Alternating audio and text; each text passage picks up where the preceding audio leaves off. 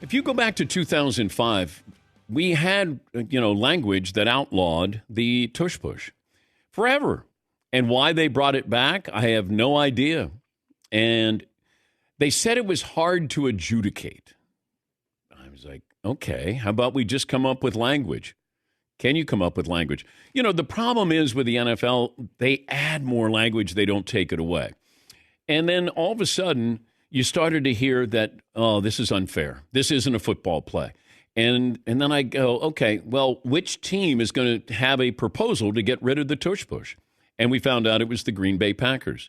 And we had Matt LaFleur, the Packers head coach. He joined us at the draft, and we went back and forth on this. And I think we found out that maybe the Packers were told to have a proposal to get rid of the tush push.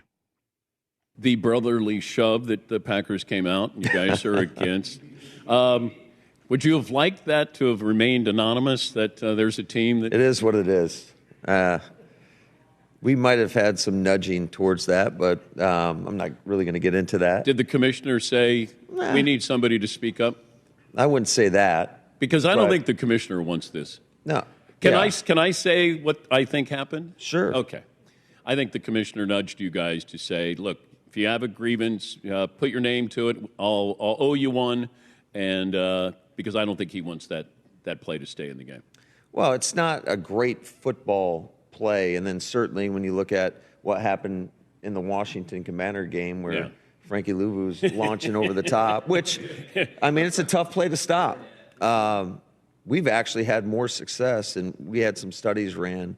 We've had more success with a traditional quarterback sneak than we have with, whatever you want to call it, tush push, brotherly shove. I think Philadelphia is still going to be dominating with the quarterback sneak. I agree. Because of that line and that quarterback. 100%. I mean, they do a great job, and, Jalen Hurts can squat the house. So, yes, they do a good job of just, winning the line of scrimmage. It all starts right there, and they get really low, and they've perfected it. Keep in mind that they were going to vote on this the last time they all got together. And what happened? They tabled it. Well, they tabled it because the commissioner, in my opinion, didn't have the votes to get rid of the tush push. That's it. And then to say to the Packers, hey, Matt LaFleur's basically saying that. They said, hey, we're going to nudge you a little bit, put your name to it, and then, maybe down the road you do a solid for the Packers in some way, shape, or form. I don't know if it's quid pro quo, but, hey, you guys are going to take a little heat, because then what happened? Oh, Packers can't stop it, so they want to get rid of it. It feels like the Packers did the NFL a solid and then put their name to it. I don't know what they get back, but they got the draft. Maybe you get another draft in there somewhere down the road. And from what I was told yesterday that I passed on to you is you got to simplify the language. That was almost the homework assignment by the NFL. Now, this is my opinion only from information I have, that I was told. And nobody has backed this up, but I'm telling you what I was told. Simplify the language, and then there's a real chance. I don't think the NFL doesn't want this play. I don't think the commissioner wants this play because aesthetically, it's not a great-looking play. And it's very, very predictable. And I stand by what I said. That offensive line with that quarterback, they're still going to be unstoppable when it comes to quarterback sneaks. They are. Because he can squat 600 pounds. Okay? That's unheard of. And he's 6 feet tall. By the time he squats down, he goes forward, quarterback sneak with a little momentum. He's down to about 5'5", and then you're just not going to get low and stop him. They will still be extremely successful. Here is the amended rule. It's Rule 12, Section 1, Article 4, by the way. So, assisting the runner in interlocking interference. No offensive player may push or pull a runner in any direction at any time or lift him to his feet. Now, they did take out a paragraph here. It's, the paragraph that said use interlocking interference by grasping a teammate or by using his hands or arms to encircle the body of a teammate in an effort to block an opponent. Or, then they kept this in, push or throw his body against a teammate to aid him in an attempt to obstruct an opponent or recover a loose ball.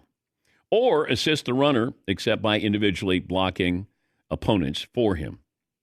The penalty for doing this is a loss of 10 yards.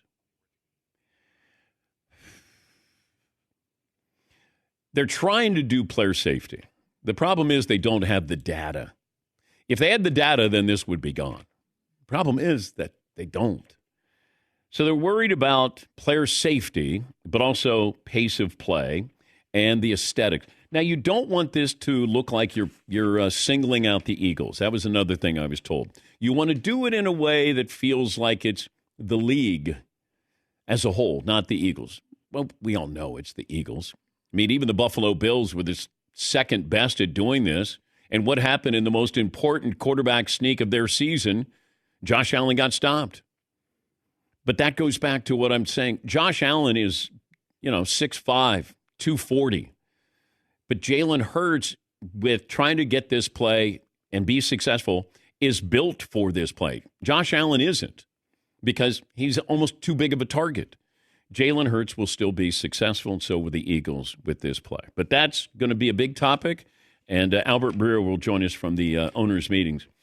But why they allowed this to come back, I still think there's a simplification here. You're not allowed to be behind the runner and assist the runner. Period. That's it. If you put yourself in that position, we're going to flag you on it. You just know that it's a no-no. That's it. Or if you want to say anything that is inside the tackle box, you cannot assist a runner, if you want to do it that way. But I would still just say you cannot assist a runner. You can't push. You can't pull. You can't assist. That's it. Done. And then you let teams know, you can't crack back block anymore on a punt or a kickoff return. They know it, so you don't do it. You can't put your hands, you can't have a 300-pound lineman behind Jalen Hurts. You can't have Dallas Goedert there pushing him from behind. You can't do it. That's all you need to say. Can't line up that way. It's a quarterback sneak. The interesting part is Tom Brady was as good at the quarterback sneak as any quarterback in history. And Tom's not an imposing guy, not a big guy, not necessarily a great offensive line, but he was so strategic in where he went, either left or right off the center or straight ahead. But this is different. The optics, the aesthetics of it don't look good because it looks like a scrum. It looks like rugby. I don't have any problem with it. They figured out something. They mastered it. Everybody else has the same opportunity to do it. And you know what? Nobody else has come close. Now it feels like the NFL is saying, we're going to do this and penalize the Philadelphia Eagles. But I think they're going to get rid of it because that's why they tabled it in the first place.